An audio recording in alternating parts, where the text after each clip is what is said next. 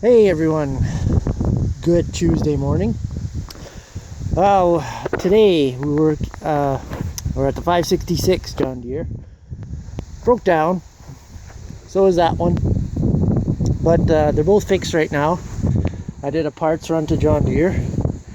What did I buy? The 535 broke the push bar spring. As you can see on that arm, it's actually just on the back of the arm. Well, you can look at this one. This one broke too, but we found the spring and everything. I just put a new link on and a pin and hooked it back up. That's a new spring on there, so I'm glad he found it. Oh, and I just lost my washer.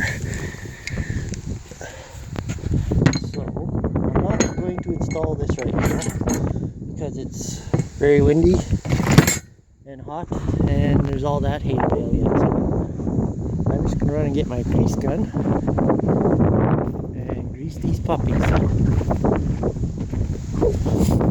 This one actually broke the chain too. I just finished putting it on. This little guy right here. I hate these little chains. You can't, that's how loose they run.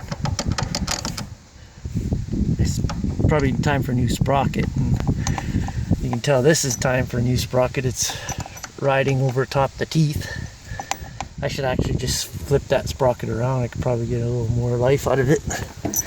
Nice and tight, but you can see that's not what it's supposed to do. Yeah.